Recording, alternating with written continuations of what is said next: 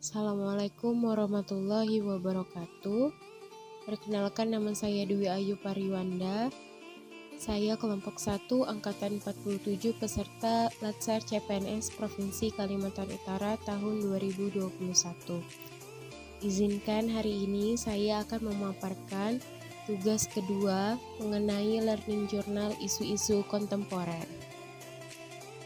Setelah pemaparan materi, pada akhirnya tujuan pembelajaran ini akan mampu memahami konsepsi perubahan dan perubahan lingkungan strategis melalui isu-isu strategis kontemporer sebagai wawasan strategis PNS dengan menyadari pentingnya modal insani dengan menunjukkan kemampuan berpikir kritis dalam menghadapi perubahan lingkungan strategis. Apa sih isu kontemporer itu? Isu kontemporer bisa dikatakan adalah sesuatu yang sedang terjadi pada masa sekarang yang mempengaruhi segala sikap perilaku individu, kelompok, masyarakat dalam kehidupan berbangsa maupun bernegara. Lalu, apa sih yang melatar belakangi munculnya isu-isu kontemporer tersebut?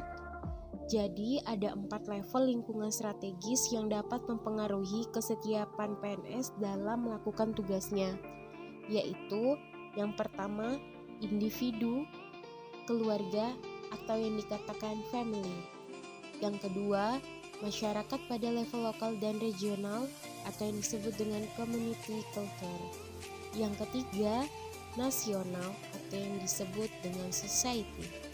Dan yang keempat, dunia, atau yang dikatakan dengan global. Oleh karena itu, dapat dikatakan bahwa globalisasi yang terjadi saat ini memaksa semua negara untuk berperan. Jika tidak, maka arus perubahan tersebut akan menghilang dan meninggalkan yang tidak mau berubah. Hal inilah yang menjadi pemicu berkembang pesatnya teknologi informasi yang mana berita dari negara lain akan mudah untuk kita dengar. Begitu pula dengan sebaliknya, kondisi negara kita yang terjadi di negara kita akan mudah didengarkan oleh orang di luar negeri. Cara pandang inilah yang merubah tatanan kehidupan berbangsa dan bernegara dengan masuknya kepentingan global negara lain ke dalam negeri dari aspek hukum, politik, ekonomi, pembangunan, dan aspek lainnya. Akhirnya berubah pula lah cara pandang individu dalam kehidupan berbangsa dan bernegara yang juga mempengaruhi cara pandang masyarakat dalam kehidupan berbangsa dan bernegara.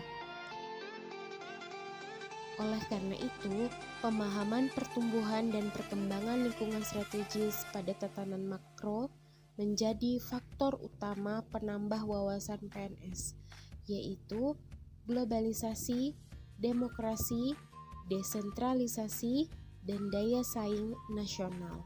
Dari isu-isu tersebut, PNS sebagai aparatur negara dihadapkan pada pengaruh yang datang dari eksternal maupun internal yang kian lama kian menguras kehidupan berbangsa dan bernegara, baik itu Pancasila, Undang-Undang Dasar 1945, Negara Kesatuan Republik Indonesia, dan Bhinneka Tunggal Ika sebagai konsensus dasar berbangsa dan bernegara.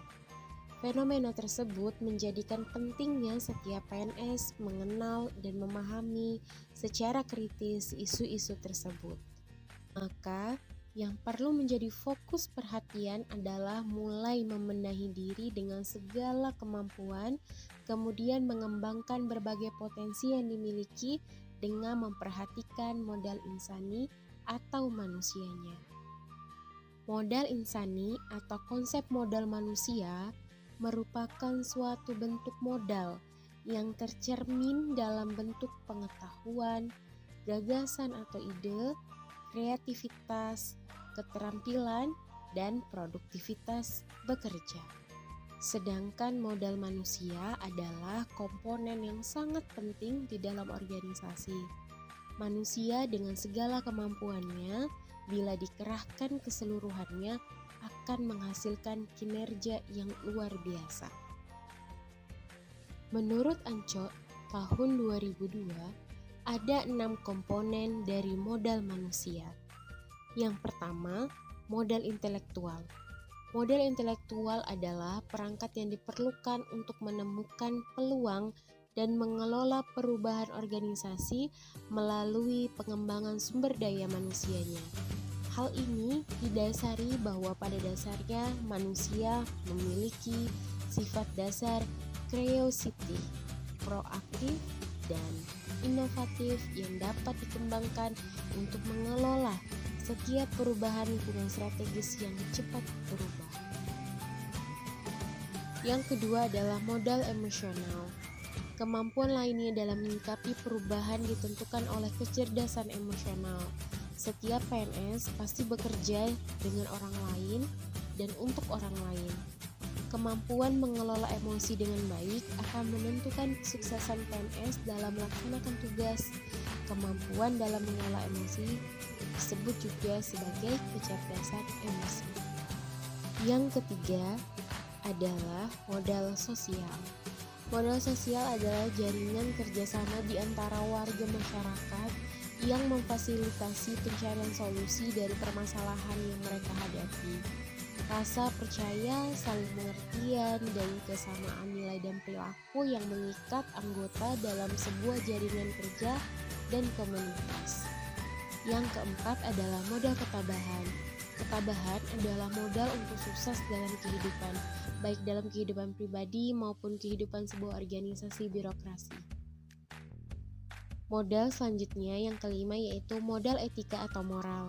Kecerdasan moral sebagai kapasitas mental yang menentukan prinsip-prinsip universal kemanusiaan harus diterapkan ke dalam tata nilai, tujuan, dan tindakan kita, atau dengan kata lain adalah kemampuan membedakan benar dan salah.